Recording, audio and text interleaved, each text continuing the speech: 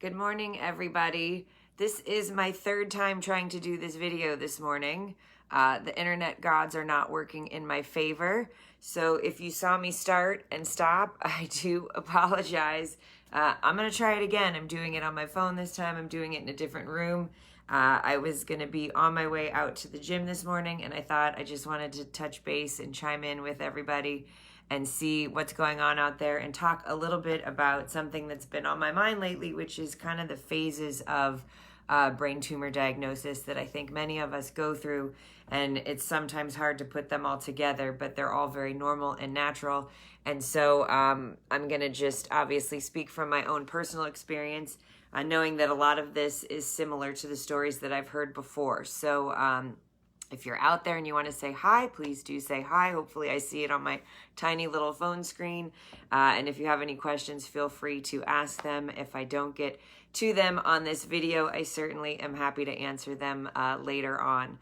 So the phases of a brain tumor diagnosis, for me, it certainly started with shock.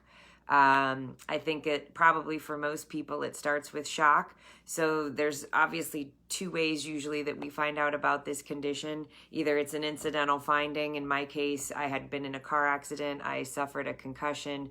They did an MRI, and sure enough, there was a tumor. So I think I'm going in for, how long do I need to rest up before my brain heals? And it turns out I had basically now a lifetime of monitoring this condition. So definitely shocked, and that was over 9 years ago now.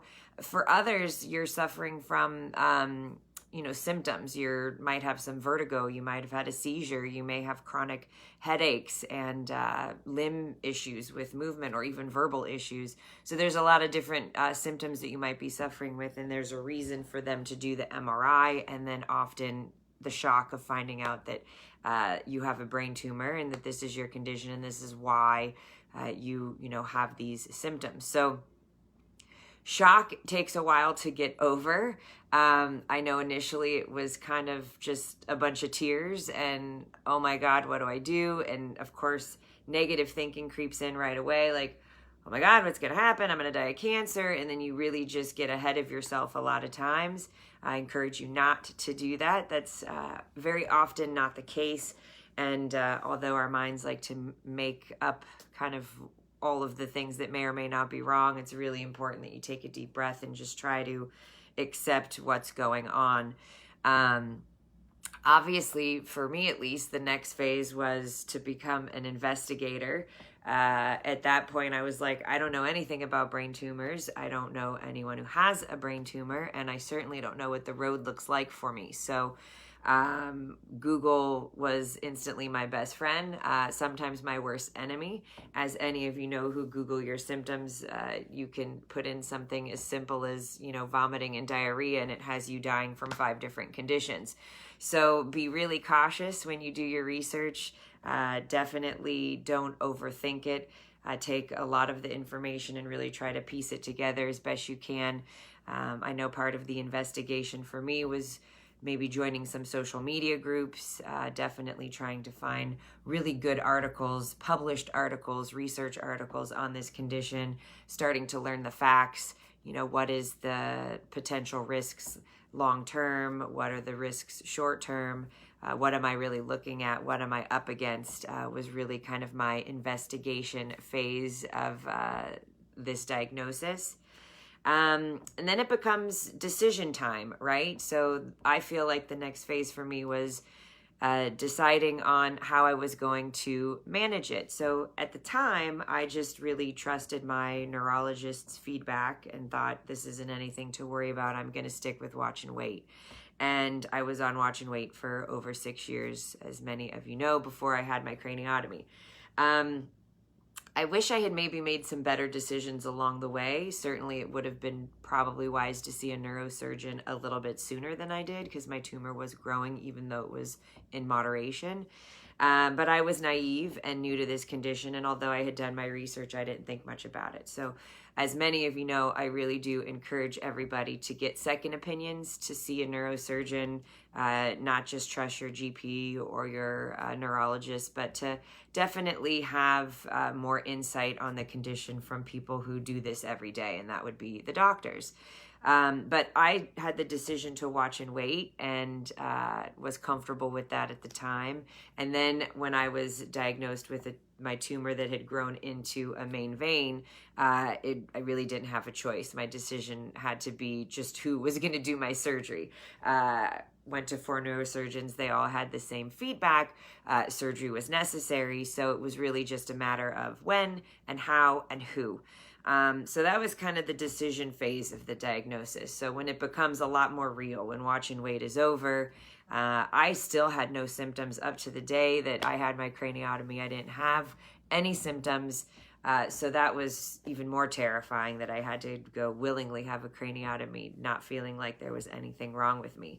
But the decision phase is hard because there's really no right or wrong. It just has to be something that you are committed to. Once you make the decision, you just have to roll with it. And that comes to the next phase that I wanted to talk about, which is acceptance. So once your decision is made on how you're going to manage your condition, you have to come to acceptance with it. And that's much easier said than done. Acceptance comes in many variables. You can just say, okay, I accept it, and kind of suppress it and deny it and just pretend it doesn't exist. Or you can come into acceptance and be like, okay, I'm going to continue to accept this condition. I'm going to help myself with it. I'm going to continue to educate. I'm going to regularly get my follow-up. I might do something like, in our case, in many of our cases, we've joined my support group, which is wonderful because it brings our community together in real time. We get to talk to each other about what we're going through, what our phases look like at this time in life. And you come to acceptance with your condition, and you face it, and you talk to people, and you talk to people in your life about it in a way that starts to feel really normal, because this is your new normal. And as much as we hate hearing that, I still hate hearing it. It truly is a part of you. And so acceptance does play a huge role in it, and you can resist, but I assure you eventually you will get worn down, and you really do have to start facing the fact that, you know, this is a condition. This is really technically a lifelong condition, because it's something you're going to have to babysit and monitor for basically the rest of your life, as far as what I'm told and from what I've learned. You know, to deny it and to avoid it could be very risky, because if your tumor grows back, if your cancer comes back, that can be very problematic. So being in acceptance and then doing something during that acceptance, as far as talking about it and getting the help that you need to be well, so that you can really manage the anxieties that come with it, is really important. And for me, the last phase, which is, I think, probably what I'll always be in, is the WTF phase. And I probably can't swear on Facebook, so it's the what the F phase. And I consider the what the F phase just the, how do I continue to process this for all the rest of my days, for all the rest of my life? You'll have good days, you'll have bad days, especially post-craniotomy and people suffering with symptoms when they are on watch and wait. When you're affected by this in a physical way, whether it's the fatigue and kind of the recovery of surgery, and just something as simple as washing your hair every day and feeling your dent in your skull and just knowing that it's there and knowing, crap, I really went through this. You really do have a lot of WTFs. When I went on my first roller coaster, probably I think 8 months post-surgery, I was just so freaked out. I love roller coasters. I was so excited to go to a theme park. And in my head, I thought, like, oh my God, what if a screw comes loose? And really, why am I thinking that? That was a very WTF thought.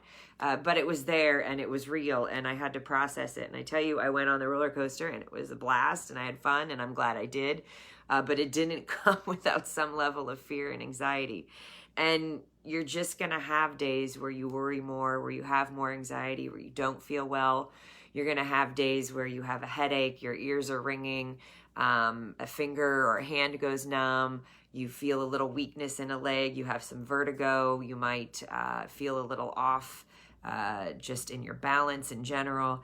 And those are all the WTFs. Those are the, oh no, is this the condition? Is this the tumor? Is this something I have to worry about? If your tumor is gone, you worry that it's back. If you're on watch and wait, you worry that it's grown. So the anxiety that comes with this condition is so very real. I really encourage everybody to be in acceptance with that and to do something about it. Take action, whether that's getting outside and getting fresh air, exercising, creating some form of meditation in your life, journaling. If it's talking to others, like I mentioned earlier in our support groups, if it's reaching out to a therapist for some one-on-one counseling, whatever that looks like for you, really be prepared to get through those WTF moments because they're real, they happen. And again, for some of us, it might take 2 or 3 months to get there.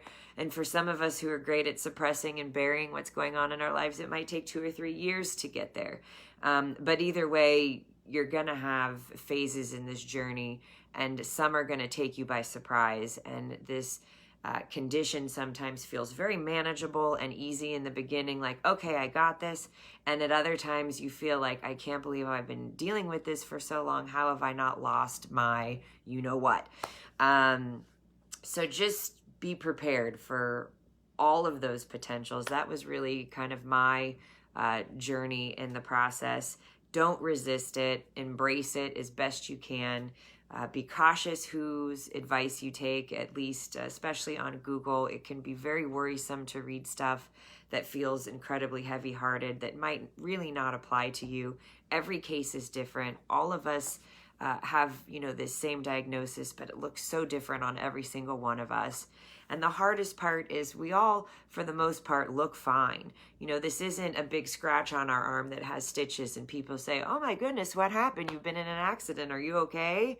And then it doesn't heal and go away. So it's something that we usually are very silenced about, and it's hidden, and it's not something we often talk about because it's a weird topic of conversation when you're out to dinner with your friends.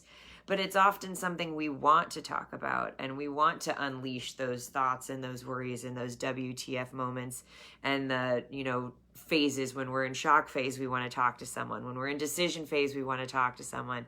When we're in acceptance phase, we often want to talk to someone. So I really encourage you to do so. And if your tribe of friends or family gets a little bit smaller because they don't know how to handle this condition and talk to you about it, that's fine. Seek people like myself, seek groups like the ones I host to connect with and express your feelings so that it doesn't all bottle up, so that you don't feel like you're carrying the weight of the world with this condition. So that's kind of my phases. I call them the SIDAW. It's SIDAW. Again, shocked, investigating, decision-making, place of acceptance, and then the WTF phase. So may that be a little information for you this morning. I hope you're all having a great day. I'm still in my gray because it is May Gray. It's Brain Tumor Awareness Month. I hope you're all doing your part to spread the good word and to make sure that we make a little bit of noise in this arena. Feel free to share anything on my meningioma companion page. It is a public page. It is not limited to anybody. If you have this diagnosis, if you are someone that supports or is a caretaker for someone who has this diagnosis and you want to learn more, I'm glad that you found this space. I hope that you find it useful. And if any of you have any feedback about what you hope to get out of this page or what you might want me to talk about in the future, please do message me. You can message me directly. You can post on the Facebook pages. I certainly just want to be of support in this arena. So have a great day. Take care, everybody, and I'll talk to you next time. Bye.